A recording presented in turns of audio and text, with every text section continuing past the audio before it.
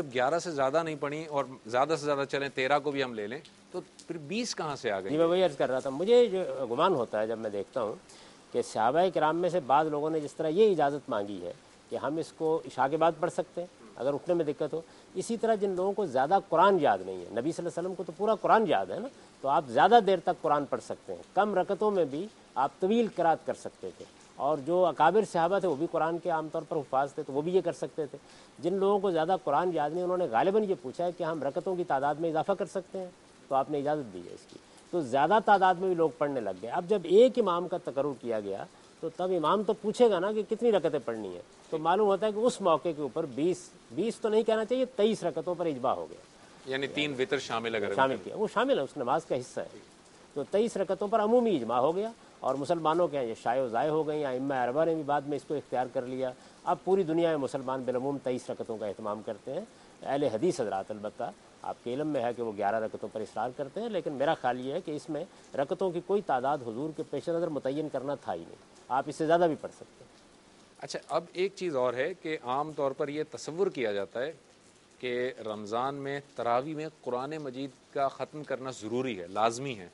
اور اس چیز کو مد نظر رکھتے ہوئے بعض افراد جو ہے وہ 3 روزہ تراویح پڑھ لیتے ہیں، وہ کاروباری حضرات ہوتے ہیں، کہتے ہیں وہ قرآن ختم نہیں ہوگا، 3 دن میں ختم کر لیں تاکہ ہم اپنے کاروبار پر توجہ دیں۔ کیا قرآن ختم کرنا لازمی ہے؟ نہیں، کوئی لازمی نہیں ہے، اچھی بات ہے اگر آپ پورا قرآن پڑھ لیں،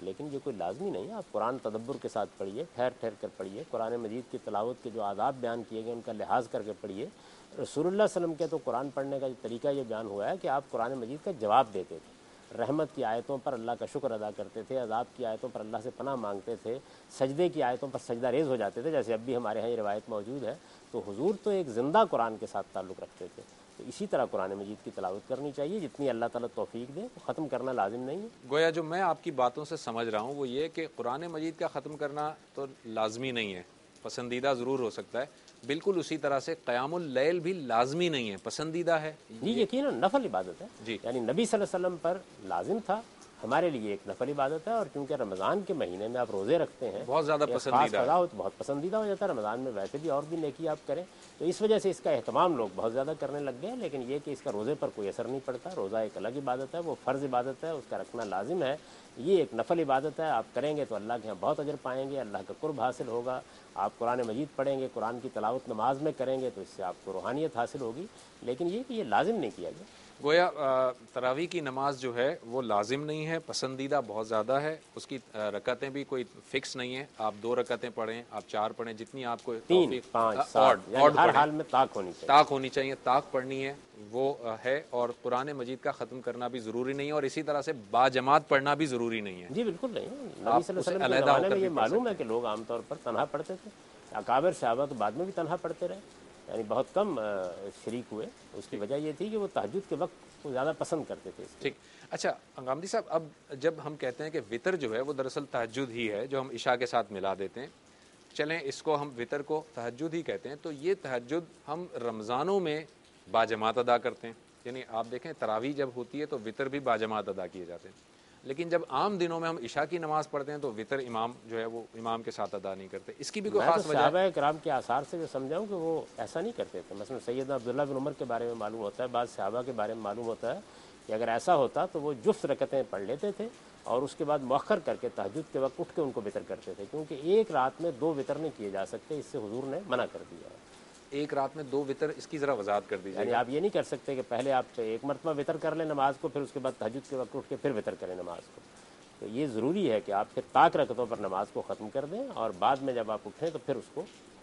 بلکہ عبداللہ بن عمر رضی اللہ عنہ کے بارے میں تو معلوم ہوتا ہے کہ اگر وہ بعد میں اٹھتے تو ایک رکعت پڑھ کے پہلے جفت کرتے تھے رکعتوں کو، اس کے بعد پھر طاق کرتے تھے۔ اچھا، اب وقت چونکہ ختم ہو گیا، لیکن ایک سوال بڑا امپورٹنٹ ہے، وہ میں آپ سے پوچھنا چاہوں گا، کیا عورتوں اور مردوں کے لیے تراویح کے احکام یکساں ہیں؟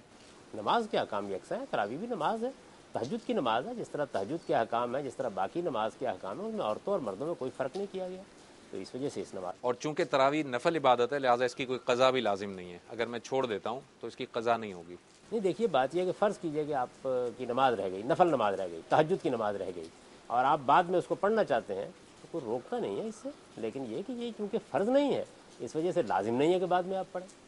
آپ بعد میں ہی پڑھنا چاہیں۔ جو لوگ تہجد اہتمام کے ساتھ پڑھتے ہیں تو ان پر بعض اوقات یہ چیز بڑی شاک گزرتی ہے کہ آج نہیں اٹھ سکتے، تو اگر وہ سورج نکلنے کے بعد پڑھ لیتے ہیں تو اس میں کیا حرج کی بات ہے، نفل نماز ہے پڑھی۔ Thank you very much Ghamidi صاحب، بہت بہت شکریہ۔ ناظرین، ہم نے آج غامدی صاحب سے گفتگو کی تراویح اور اس کی حقیقت سے متعلق۔ یقیناً آپ کو یہ پروگرام پسند آیا ہوگا۔ جو بات ہماری سمجھ میں آئی وہ یہ کہ قیام اللیل پر زور دیا گیا ہے،